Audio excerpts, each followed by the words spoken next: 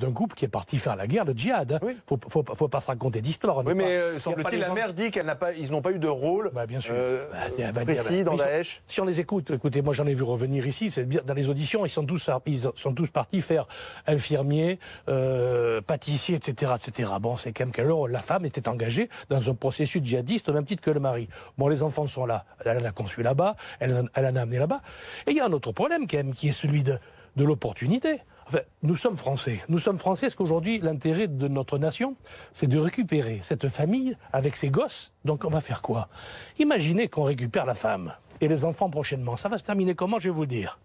Allocation familiale, allocation de parents isolés, tout un tas d'allocations, ça va nous coûter 2 000 € par mois à la collectivité territoriale, à la collectivité française, alors même qu'on est venu s'apesantir. Mais dans cette affaire, les enfants, s'ils sont français, ils sont victimes dans cette affaire. Je veux bien qu'on distingue la mère, effectivement, et voir précisément quel est son rôle, mais les enfants... Nous en avons 400, monsieur, nous avons 400 enfants qui sont effectivement partis avec des parents en opération de guerre. Rien demandé, les enfants. Et qui certains d'ailleurs ont fait la guerre. Est-ce qu'on va devoir gérer l'aventure de ces 400 gosses qui vont nous revenir en France pour faire quoi? Vous pensez que ces gosses-là vont pouvoir un jour se retrouver à l'école publique en France? Ils ont 3, 5 et 8 ans, un bébé de 5 mois. Non, mais...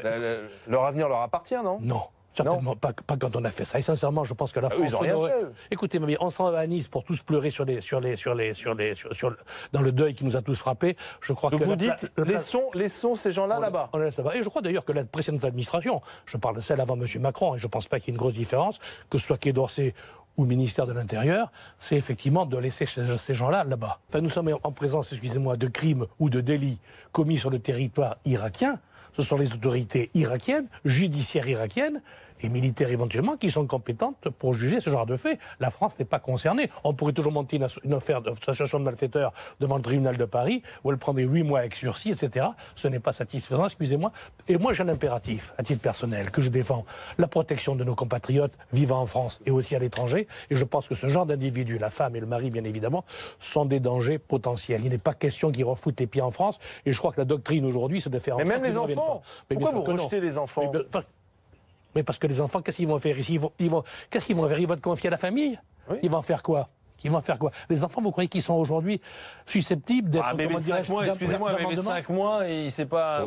on est dans un cas, il faut quand même reconnaître que... C'est le rôle de la France de faire ça, bon sang. Parce que c'est des Français. Attention, parce que... Pas forcément. Pas provocation, moi je vais attendre. Ils vont arriver à Villacoublay dans l'avion officiel avec la cocarde bleu, blanc, rouge. Ils vont être accueillis éventuellement par un ministre, comme ça se fait quand nos otages sont libérés. Non, véritablement, leur place est là-bas. Leur place est là-bas. Il y a une doctrine officielle aujourd'hui, officieuse, qui consiste à liquider nos Français qui sont là-bas.